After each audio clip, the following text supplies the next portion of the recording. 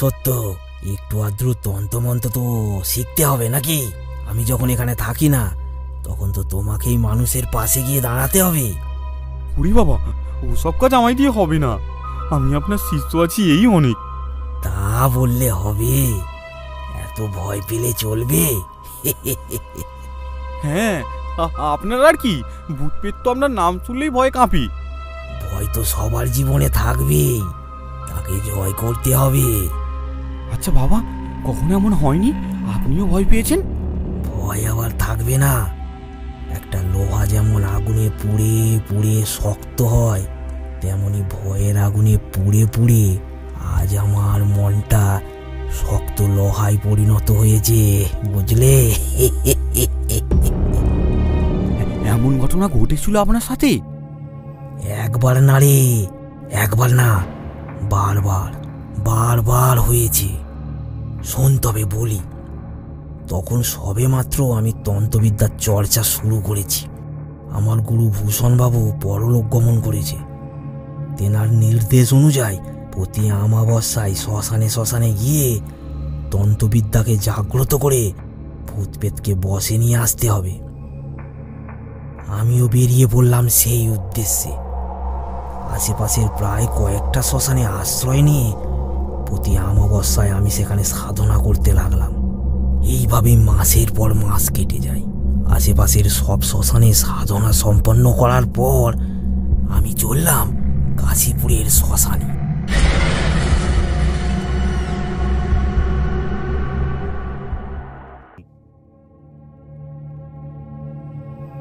কাশীপুর নদীর পাশেরই একটা গ্রাম।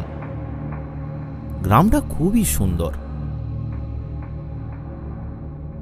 তবে গ্রামটা সুন্দর হলেও গ্রামের শ্মশানটা মোটেও সুন্দর নয়। নদীর পাশেই ঝোপঝাড়ে ঘেরা একটা শ্মশান, নির্জন, ভয়াবহ। শ্মশানটাকে দেখেই বোঝা যায় সেখানে অনেক দিন কোনো মরা আসেনি। বাঁধানো চুল্লিটা ঝোপঝাড়ে ঢেকে গেছে। চুল্লির কিছুটা দূরেই একটা ভাঙাচোরা কুঁড়ে ঘর। দিনের বেলাতেও শ্মশানটাতে যেন একটা বুকে ভয় ধরানো থমথমে ভাব বিরাজ করছে।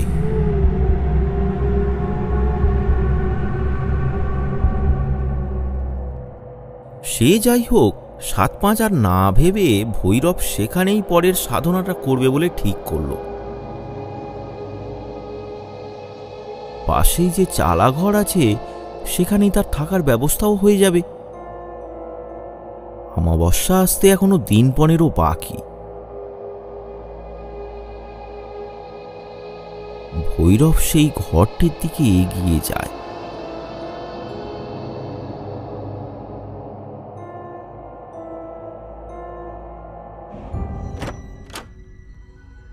ঘরের ভেতরে প্রবেশ করে ভৈরব। ভেতরে গিয়ে সে দেখে ঘরটাতে ব্যবহার্য অনেক কিছুই আছে। তার মানে এখানে কেউ না কেউ থাকতো, এটা নিশ্চিত। যাই হোক, তার অনেকটাই উপকার হলো। অনেক পথ হেঁটে ভৈরব এখন খুবই ক্লান্ত, তাই ঘরের মেঝেতে পাতা একটা ছেঁড়া মাদুরেতে ভৈরব শুয়ে পড়ল।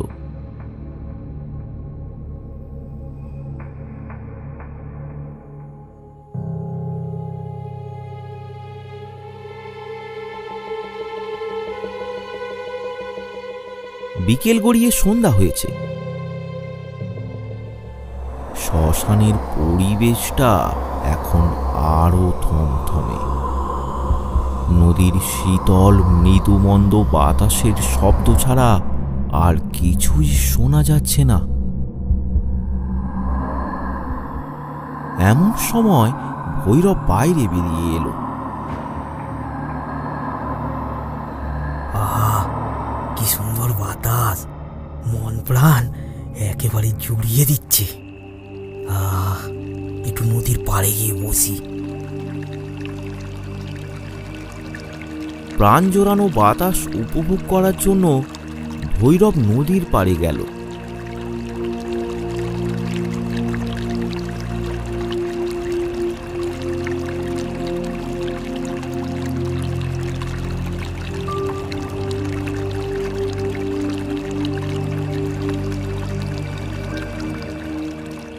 নদীর জলের শব্দ আর পাশের ঝোপ থেকে আসা ছিঁচি পোকার ডাক মিলেমিশে একটা অন্যরকম অনুভূতির সৃষ্টি করেছে। ভৈরবের প্রাণ জুড়িয়ে আসছে।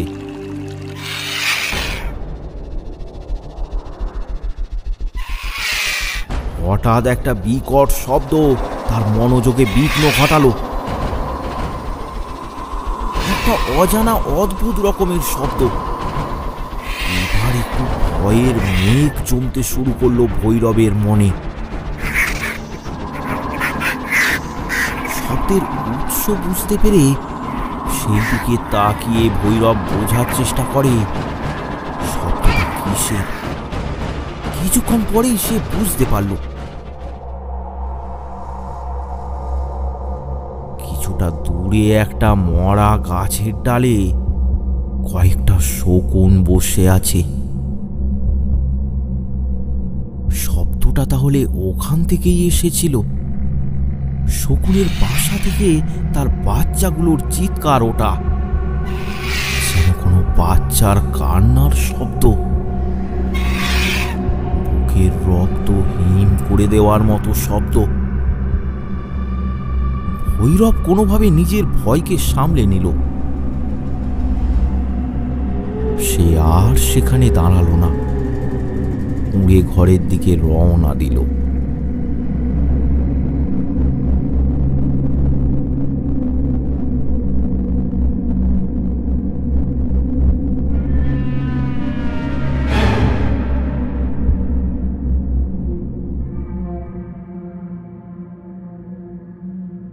রাতে যৎসামান্য কিছু আহার সেরে ভৈরব বসে বসে তার গুরুমন্ত্র জপ করছে। তার সামনে একটা প্রদীপ জ্বলছে। তার মৃদু আলো ঘরটার সব জায়গা আলোকিত করে তুলতে পারেনি। হঠাৎ একটা শব্দে ভৈরবের একাগ্রতা ভঙ্গ হলো। মনে হলো কেউ যেন ঘরটার চারপাশে হাঁটছে। তারই পায়ের শব্দ ভেসে আসছে, ঠিক যেন শুকনো পাতার উপর দিয়ে কেউ হেঁটে চলেছে। একের পর এক সব কি ঘটে চলেছে। ভৈরবের ভেতরে তখন ভয়ের ঝড় বইছে, কিন্তু গরুর আজ্ঞা, যে কোনো পরিস্থিতিতে ভয় না পেয়ে সাহস নিয়ে এগিয়ে যেতে হবে তাকে। মনের ভয়কে প্রাধান্য না দিয়ে ভৈরব ধীরে ধীরে বাইরে বেরোল।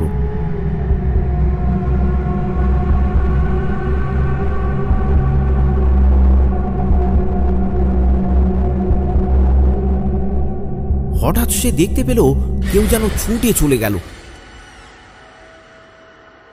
কিন্তু একটা কালো ছায়া ছাড়া তো আর কিছুই বোঝা গেল না। তাহলে এটা কি কোনো চোর ডাকাতের কাজ?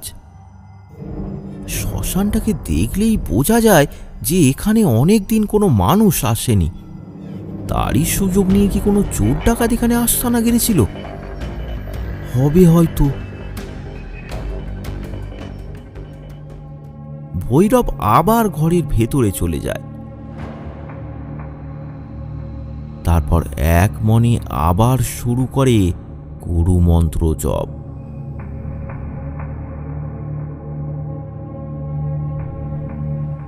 সে রাতে আর কিছু ঘটল না।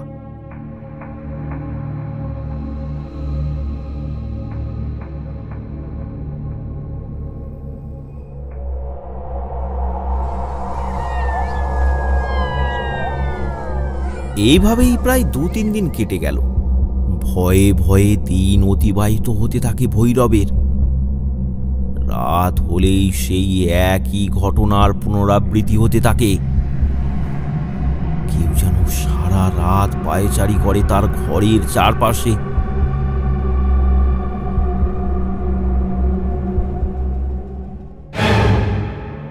সেদিন রাতেই ঘটল সেই ভয়ানক ঘটনাটা। তখন মাঝরাত। হঠাৎ বাইরে ভৈরব আবার শুনতে পায় কারো যেন চলাফেরার শব্দ। ভৈরব মনোযোগ সহকারে পায়ের শব্দের অনুমান করতে থাকে। চোর ডাকাতি হোক আর কোনো বদমানুষই হোক, আজ বেটাকে হাতে নাতেই ধরবো।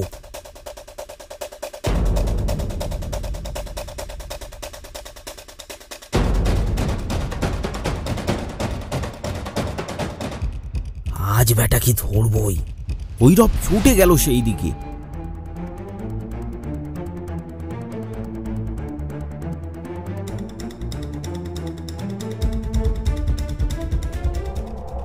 কিন্তু ঝোপের সামনে গিয়ে সে কাউকেই দেখতে পেল না। ভৈরব মনে মনে প্রচন্ড ভয় পেয়ে গেল। এত তাড়াতাড়ি উধাও হয়ে যায় কি করে? তখনই ঝোপের পাশ থেকে কেউ যেন পাশের গাছটার পেছনে চলে যায়। ভৈরব মনে মনে প্রচন্ড ভয় পেয়ে যায়। কে কে ওখানে? এদিকে এসো। কোনো উত্তর নেই। এমন সময় দেখা গেল কেউ যেন গাছ বেয়ে ওপরে উঠছে। তারপর ওপরে উঠে এই ডাল থেকে ও ডালে লাফালাফি শুরু করেছে সে। তাকে কিন্তু পুরোপুরি দেখা যাচ্ছে না। গাছের ডাল পাতাগুলো নড়ে নড়ে উঠছে আর কিছু শুকনো পাতা ঝরে পড়ছে মাটিতে।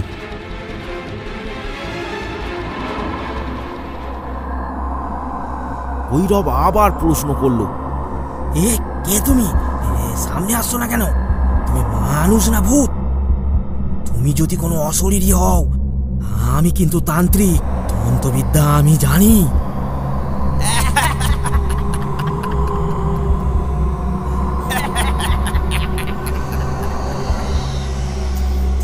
বাচ্চা আমাকে তন্ত্রের ভয় দেখাচ্ছে।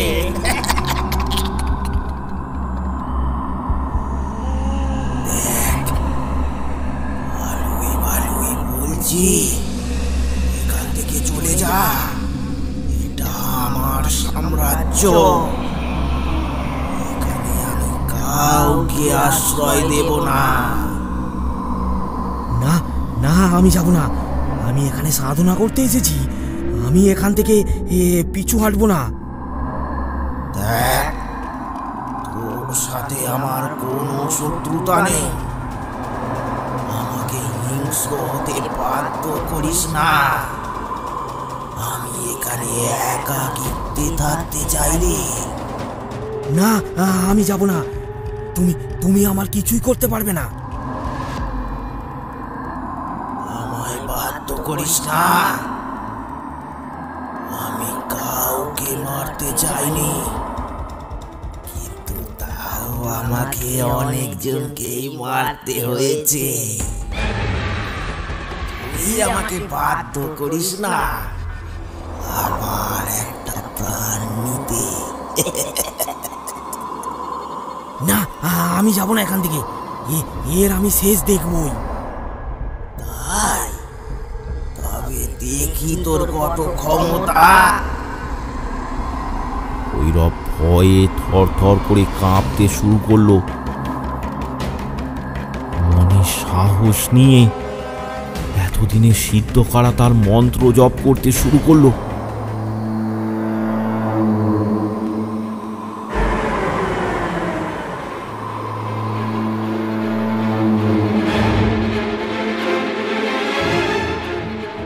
কি আশ্চর্য ব্যাপার, তার মন্ত্রে যে কোনো কাজই হচ্ছে না।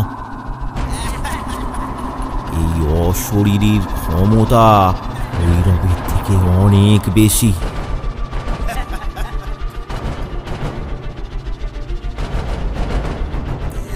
এবার আমার খেলা দেখ। সেই অশরীরী এবার অট্টহাসি করতে শুরু করলো।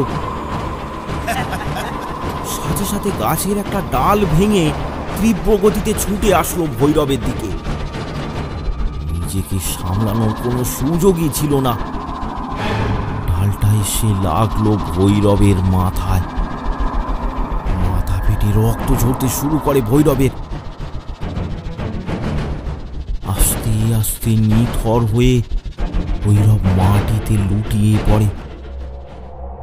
মৃদু অবচেতন মনে ভৈরব শুনতে পায় অশরীরী তার চারপাশে ঘুরে ঘুরে চিৎকার করে বলছে, তোমার তাই তোকে সাবধান করে দিচ্ছি, কাল যেন সূর্য ডোবার আগে তুই এখান থেকে চলে যাস।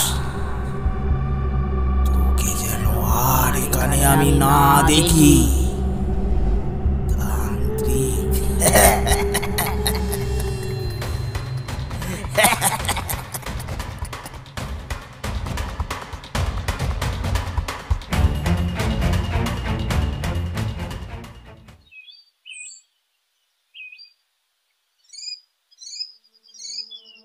রাত গড়িয়ে সকাল হলো। ভৈরব তখনও সেখানে একইভাবে পড়ে আছে। পাশের সেই মরা গাছটাতে এক ঝাঁক শকুন তার দিকে তীব্র দৃষ্টি নিক্ষেপ করে বসে আছে। তার মানে ভৈরব এখনো জীবিত। একটু পরেই শকুনের চিৎকারে জ্ঞান ফিরে আসে ভৈরবের। তার শরীর একেবারে জরাজীর্ণ হয়ে গেছে। চোখ খুলেই ভৈরব বুঝতে পারে তার মাথাটা অসম্ভব রকমের ভার হয়ে আছে। কাল রাতে তার সাথে যা ঘটেছে সেটা ভেবেই ভৈরব এখনো শিউরে উঠছে। তার বুকে এক চরম আতঙ্ক বাসা বেঁধেছে। কপালে হাত দিয়ে ভৈরব দেখল, এ কি, কাল যে তার মাথা ফেটে রক্ত ঝরছিল, কিন্তু আজ তো তার সেখানে কোনো ক্ষতই নেই। কিন্তু রাতের সব ঘটনাই তার স্পষ্ট মনে আছে। তাহলে ঘোর ভয়ের মধ্যে আচ্ছন্ন ভৈরব এসব ভৌতিক আশ্চর্য ঘটনা দেখে ভৈরব প্রচণ্ড ভয় পেয়ে যায়।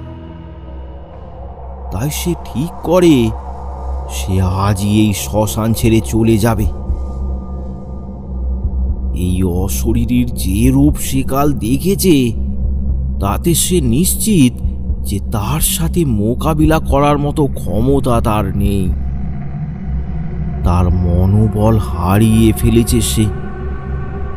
ভৈরব এখন একদম নিরুপায়।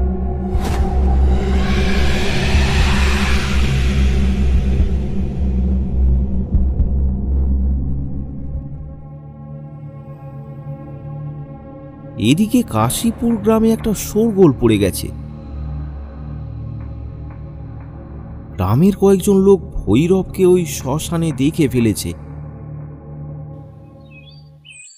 আচ্ছা বিশু, তোমরা ঠিক দেখেছো তো? আগো হরিন্দা, আমি একবার না কয়েকবারই দেখেছি। তাহলে সবাই মিলে যাওয়া যাক একবার, কি বলো সবাই? হ্যাঁ, একবার যাওয়া তো দরকার।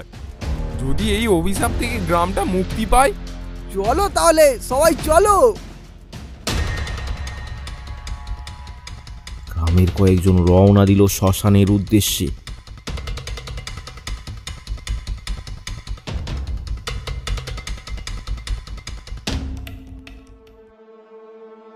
এদিকে ভৈরব সেখান থেকে চলে যাবে মনস্থির করে সবে মাত্র রওনা দেবে বলে ঠিক করেছে, এমন সময় গ্রামের লোক সেখানে উপস্থিত হয়। আরে বিশু, তোমরা যে বললে তান্ত্রিক, এ কাকে দেখেছো তোমরা? এ তো বাচ্চা ছেলে। হরেন্দা, সেটা বড় কথা না, উনি কয়েকদিনই এখানে আছেন, একটা শেষ চেষ্টা করতে বাধা কি? দেখো কি করলে কি হয়। সাধু বাবা, আমাদের একটু উপকার করুন, খুব বিপদে আছি। বিপদ? কি রকম বিপদ? শুনুন তবে। ঘটনাটি এই হলো যে আজ থেকে বছর 3 আগে এই এলাকা ছিল খুবই মনোমুগ্ধকর, আর এই শ্মশানটাও ছিল বেশ সুন্দর। নদীর ধারে মনোরম পরিবেশ, এমনিতেই লোক এখানে বিকেলে ঘুরতে আসতো।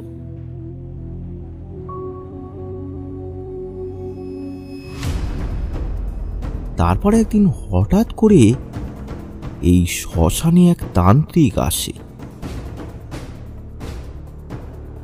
তান্ত্রিক শঙ্কর চট্টোপাধ্যায়।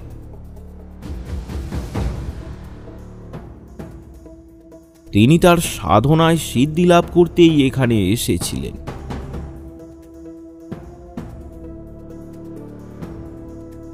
প্রথম প্রথম তাকে ভালো মানুষ বলেই সবাইয়ের মনে হয়েছিল, কিন্তু ধীরে ধীরে প্রকাশ পেতে থাকে তার কুটিলতা। তিনি তন্ত্রবিদ্যা আর তার কালো জাদুর মন্ত্রগুলোকে ঝালিয়ে নেওয়ার জন্য তা প্রয়োগ করত গ্রামের নিরীহ মানুষদের ওপর।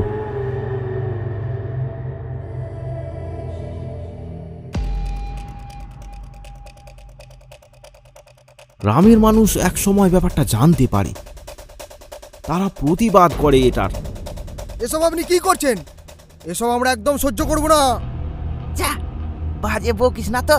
বড় সড়ো কিছু কাজ করতে গেলে ছোটখাটো এইসব বলি দিতে হয়। বেশি কথা বললে কালের সূর্য তুই আর দেখতে পাবি না।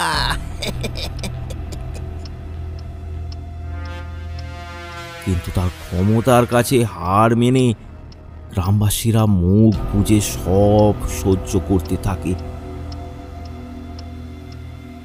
সবাই খুব অসহায় হয়ে পড়ে।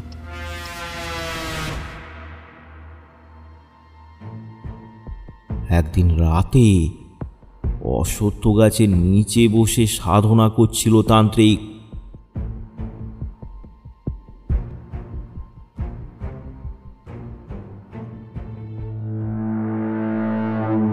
হঠাৎ করে আকাশে কালো মেঘ জমা হতে থাকে, ঝড় বৃষ্টি শুরু হয়। কিন্তু তান্ত্রিক তাও তার সাধনা বন্ধ করে না।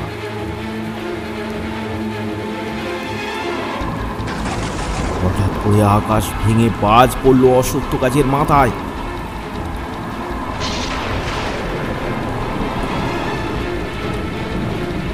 জীবন্ত সবুজ অশ্বত্থ গাছটা জ্বলতে থাকে, আর তার সাথে জ্বলতে থাকে তান্ত্রিক শঙ্কর চট্টোপাধ্যায়। আগুনে জ্বলে পুড়ে ছাই হয়ে যায় তার দেহটা, মারা যায় সে। তার দেহের কোনো অবশেষটুকুও পাওয়া যায়নি। গ্রামের মানুষেরা ভাবে তারা মুক্তি পেল এই শয়তান তান্ত্রিকের হাত থেকে, কিন্তু না, তার হলো না।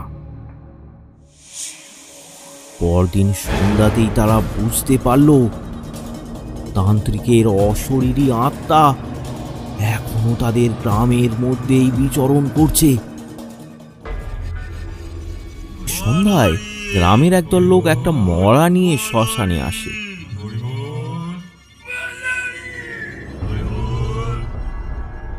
কাঠ সাজিয়ে তারা চিতা জ্বালিয়েছে, এমন সময় তীব্র ঝড় বইতে শুরু হয়। একটা কালো ছায়া মূর্তি এদিক ওদিক ছোটাছুটি করতে থাকে আর বলতে থাকে, চলে যা, চলে যা এখান থেকে, না হলে কারো রক্ষে নেই। সবাই ভয়ে জ্বলন্ত চিতা ছেড়ে সেখান থেকে দৌড়ে পালায়। তারপর একের পর এক ওঝা তান্ত্রিক ডাকা হয় এই সমস্যা নিবারণের জন্য, কিন্তু কেউই এই ভূতের মোকাবিলা করতে পারে না।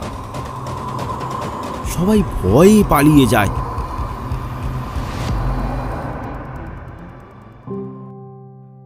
অবশেষে গ্রামের লোকেরা অনেক খোঁজ খবর নিয়ে খুঁজে খুঁজে ডেকে আনেন বিশ্বর তান্ত্রিককে।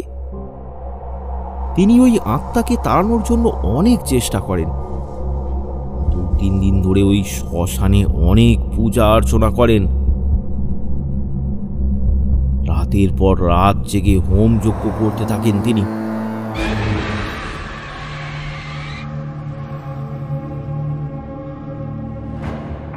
কিন্তু একদিন সকালে তার নিথর দেহটা পড়ে থাকতে দেখা যায় ওই শ্মশানে চুল্লির পাশে। তারপর থেকে গ্রামের কোনো লোক আর ওই দিকে আসে না। ধীরে ধীরে শ্মশানটা একটা জঙ্গলে পরিণত হয়।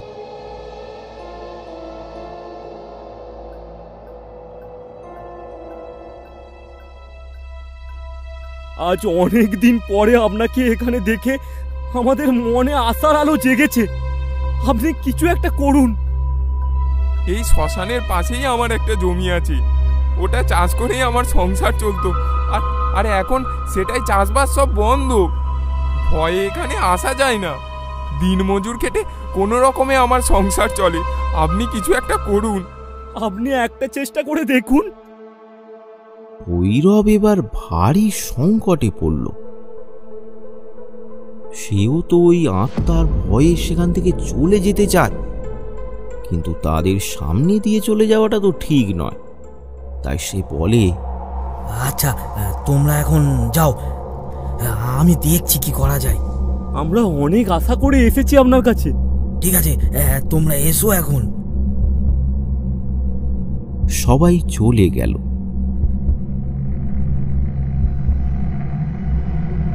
এটাই সঠিক সময় গোপনে পালিয়ে যাওয়া, কিন্তু সেটা কি ঠিক হবে? না, কাল রাত্রে যেটা ঘটেছে, এরপর এখানে থাকলে হয়তো তার প্রাণটাও আর বাঁচবে না। কিন্তু এভাবে চলে যাওয়াটা কি ঠিক হবে তার? এসব নানা যুক্তি চলতে থাকলো তার মাথায়। নিরুপায় হয়ে ঘরের দাওয়ায় বসে পড়ে সে।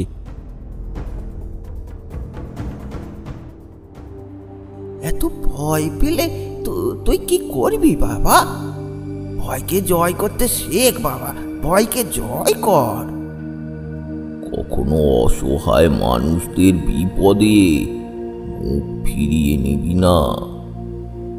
নিজের জীবন বাজি রেখে হলেও তাদের উপকার করবি। তোর ভেতরে কত ক্ষমতা আছে তুই তা নিজেও জানিস না, সেটাকে জাগ্রত কর। ভয়কে জয় করতে শেখ বাবা, ভয়কে জয় কর। কত ক্ষমতা আছে ভয়কে জয় করতে শেখ বাবা, ভয়কে জয় কর। তোর ভেতরে ভয়কে কত জয় করতে ক্ষমতা শেখ আছে বাবা, ভয়কে সেটাকে জয় কর। জাগ্রত কর।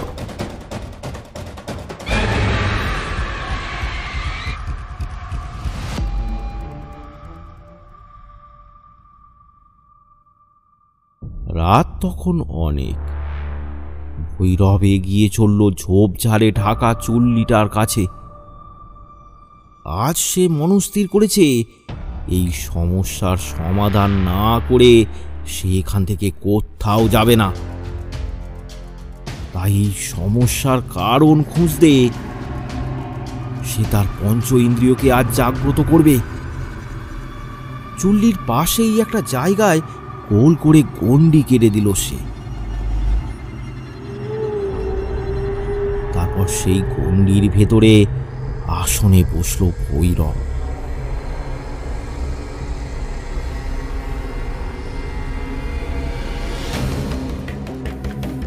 চোখ বন্ধ বন্ধ করে বিড় করে মন্ত্র বলতে শুরু করলো ভৈরব।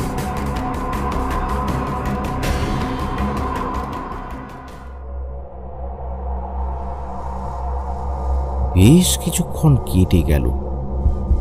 এবার একটু একটু করে চারিদিকটা খুঁটখুটে অন্ধকারে ঢেকে গেল।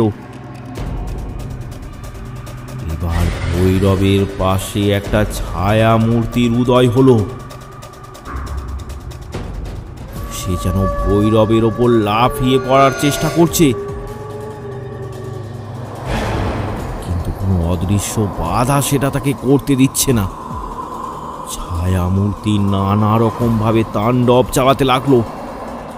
ভৈরবকে ভয় দেখাতে চাইল, কিন্তু না, ভৈরব একটুও ভয় পেল না। ভৈরব যেন এই আত্মার আগমনের কোনো আভাসই পায়নি। সে এখন বিরাজ করছে এক অন্য জগতে। অবশেষে অশরীরীর তাণ্ডব থেমে গেল। হার মেনে নিল অশরীরী।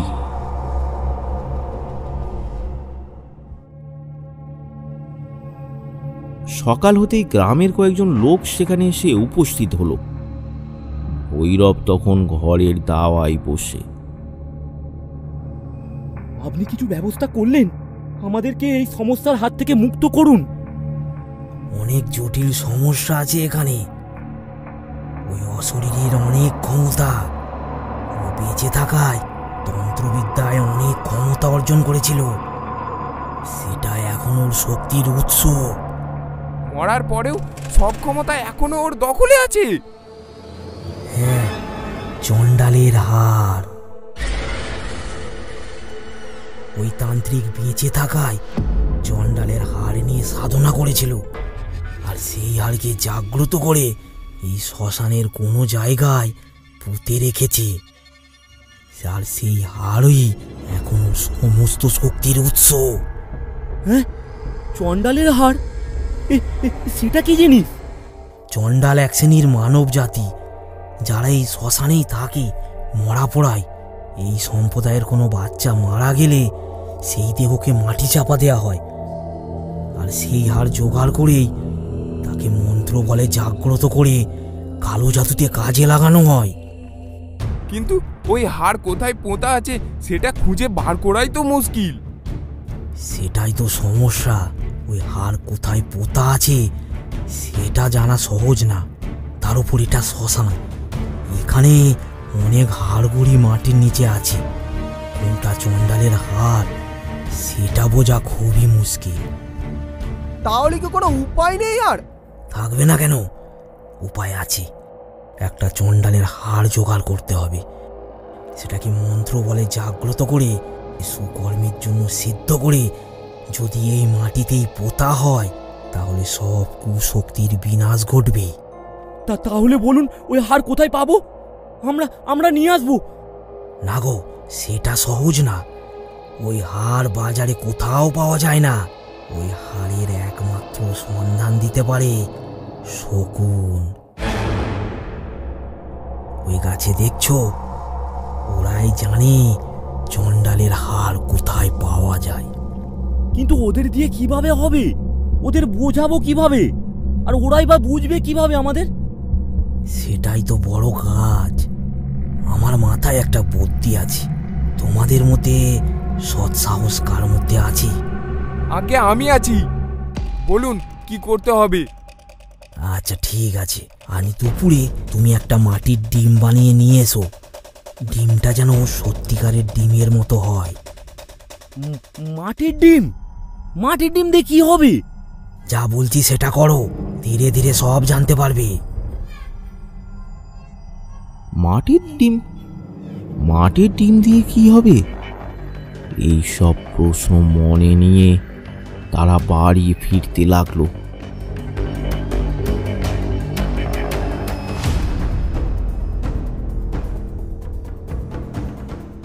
তখন ভর দুপুর। বিশু আর লকাই মাটির ডিম নিয়ে হাজির হলো ভৈরবের কাছে। এই নিন, মাটির ডিম নিয়ে আমি চলে এসেছি। বাহ, কেউ তো বুঝতেই পারবে না এটা নকল ডিম। এই সব ছোটখাটো কাজে আমি খুব পারদর্শী। ঠিক আছে, এবার তুমি যাও। ওই শকুনের দল এখন খাবারের খোঁজেই বেরিয়েছে। বাসা একদম ফাঁকা। তুমি গাছে উঠে ওই বাসা থেকে একটা ডিম পেড়ে নিয়ে এসো, আর সেই জায়গায় এই মাটির ডিমটা রেখে দিয়ে আসবে। আর তুমি যাও একটা মাটির সরা খুঁজে তাতে জল ভরে নিয়ে এসো।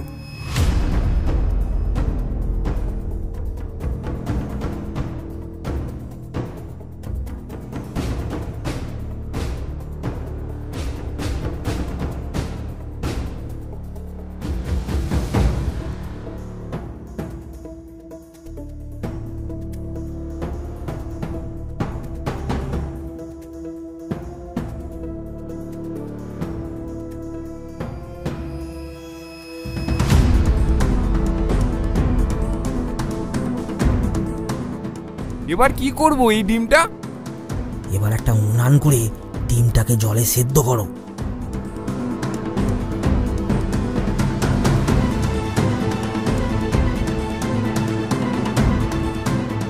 ডিম সেদ্ধ হয়ে গেছে। যাও আবার বাসায় গিয়ে মাটির ডিমটা সরিয়ে এই ডিমটা রেখে এসো।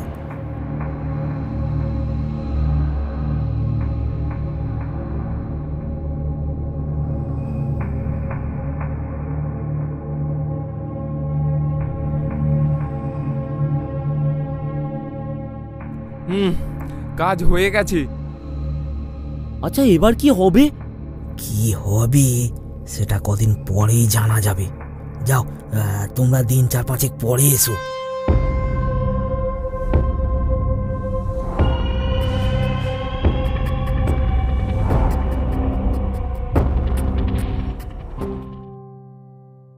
দিন কাটতে লাগলো। ভৈরব স্থিরভাবে সব ভয়কে উপেক্ষা করে অপেক্ষা করছে আর শকুনের ওপর নজর রাখছে।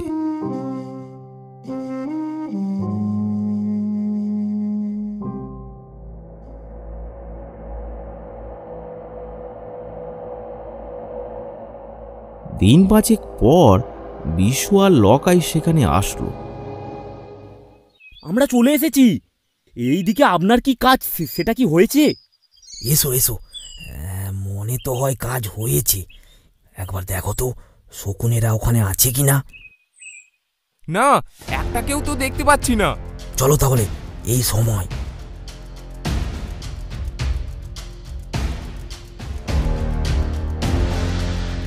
তারা 3 জনে গেল সেই গাছটার নিচে।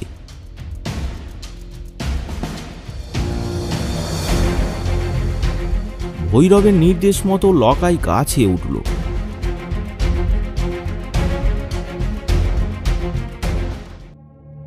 এখানে তো 3টে ডিম ফুটেই বাচ্চা হয়েছে। এটা কি করে সম্ভব?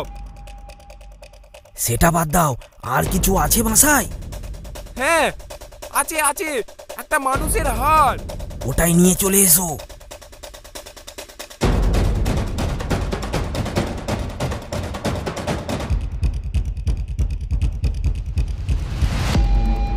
আচ্ছা, এটা কি করে সম্ভব?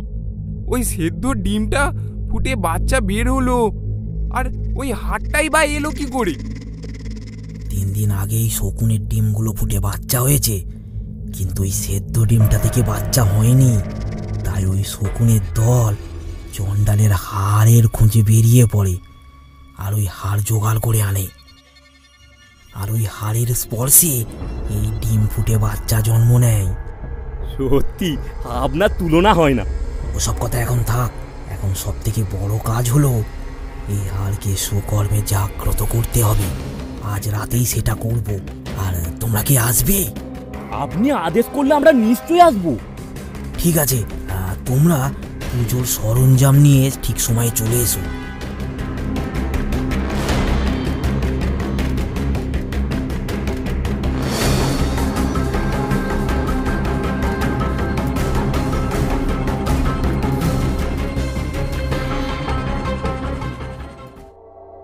রাত তখন অনেক। বিশু আর লকাই পুজোর সব সরঞ্জাম নিয়ে সেখানে হাজির হয়েছে। ভৈরব সেগুলো সাজিয়ে নিচ্ছে।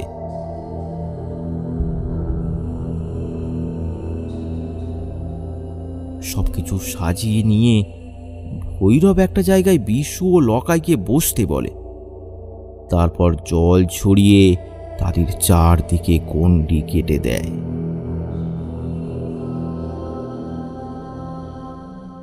এবার ভৈরব বসলো তার আসনে, হাতটাকে সামনে রেখে মন্ত্র পড়া শুরু করলো।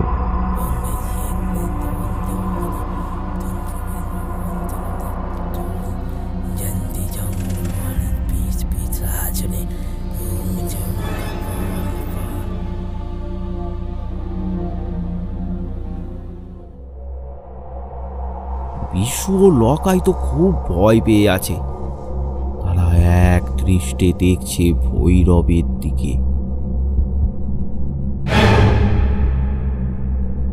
প্রায় অনেকক্ষণ কেটে গেল। যজ্ঞের আগুন নিভে গেছে, মৃদু ধোঁয়া উঠছে সেখান থেকে। এমন সময় পরিবেশটা ধীরে ধীরে ভৌতিক হয়ে উঠল। পাশের ঝোপ থেকে শেয়ালের ডাক শোনা গেল, আর তার সাথে শোনা গেল শকুনের বাচ্চার কান্না। সবকিছু মিলেমিশে চারপাশের পরিবেশটা একদম রোমাঞ্চকর। এমন সময় হঠাৎ পাশের গাছটা নড়তে শুরু করলো। বিশু আর লকাই তো ভয়ে একদম জড়সড় হয়ে গেল। এবার বুঝি আসলো ওই পিশাচ। শটাং গাছ থেকে এক লাফে নেমে আসলো একটা কালো ছায়া মূর্তি। বিশু আর লকাইয়ের চারপাশে ঘুরতে থাকে সেটা। তাদের নানা রকম ভাবে ভয় দেখাতে থাকে। নানা রকম ভাবে ভয় দেখালেও ভৈরবের গণ্ডির কারণে সে তাদের কোনো ক্ষতি করতে পারল না। কিন্তু বিশু আর লকাই আর নিজেদেরকে সংযত করে রাখতে পারল না। ওই পালা পালা পালা লকাই পালা। ওরে বাবারে, বিশু বিশু চল, পালা পালা পালা। তারা ভয়ে দৌড় দিল সেখান থেকে বাড়ির দিকে। এবার সেই অশরীরী ভৈরবের দিকে তাকালো। একইভাবে তার চারপাশে ঘুরতে শুরু করলো। নানা রকম ভাবে তাকে ভয় দেখানোর চেষ্টা করে চলল সে। কিন্তু ভৈরব যেন অনড়। সে যেন বুঝতেই পারছে না এই অশরীরীর উপস্থিতি। সে একদম নিষ্ঠার সাথে মন্ত্রোচ্চারণ করে যাচ্ছে। ভৈরবের মন্ত্র পড়া সম্পন্ন হলেই ওই হাড় জাগ্রত হবে, আর সেটা নিজে থেকেই চলে যাবে তার হাতে।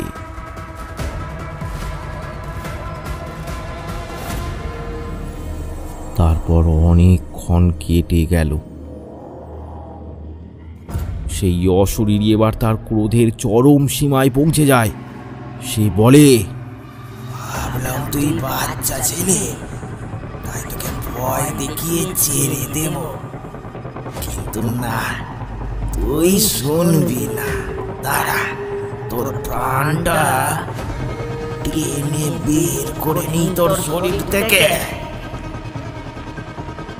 এরপর ছায়ামূর্তিটা এক জায়গায় স্থির হয়ে যায়। ধীরে ধীরে মূর্তিটা আকারে বড় হতে লাগলো। হঠাৎই একটা ঝড় উঠল।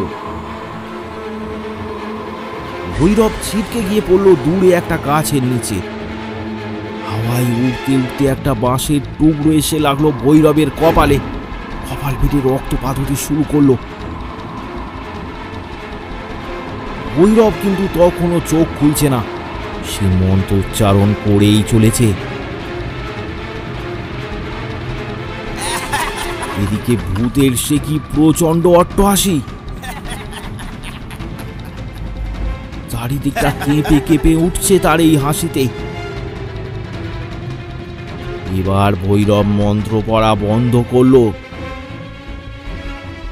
ধীরে ধীরে চোখ খুলল সে, তারপর উঠে দাঁড়ালো।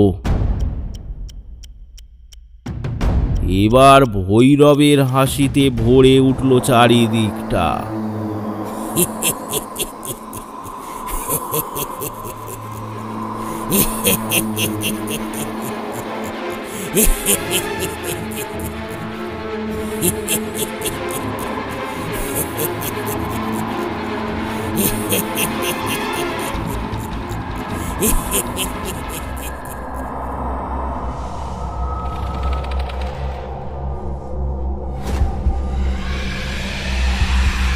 ঝড় থেমে গেল। ধীরে ধীরে কালো অন্ধকার কেটে গেল। দেখা গেল ভৈরবের সামনে নত জানু হয়ে বসে আছে সেই কালো ছায়া মূর্তিটা। আমায় তুমি ক্ষমা করো। আমি বুঝতে পারিনি তোমার ক্ষমতা। আমি স্পষ্ট দেখতে পাচ্ছি একদিন তুমি জগৎ সংসারে সকল কালো শক্তির বিনাশ করবে। তুমি আমায় বন্দি করো না, আমায় বন্দি করো না। না, তোমায় আমি বন্দি করব না, তবে একটা শর্ত আছে। কি শর্ত বলো? আমি সব শর্ত মানতে রাজি। বলো। আমি জানি তুমি বেঁচে থাকতে তন্ত্রবিদ্যায় অনেক দক্ষতা অর্জন করেছো, কিন্তু সেটা তুমি মানুষের ভালোর জন্য ব্যবহার করনি। তুমি আমার তন্ত্র সাধনার পথ প্রদর্শক হও, সেটাই আমি চাই। তুমি আমার মতো একজন পাপীকে তোমার গুরুর স্থান দিতে চাও? এতেই আমার মুক্তি। আমি যে ধন্য হয়ে গেলাম। ধন্য তুমি, ধন্য তুমি ভৈরব, তুমি ধন্য।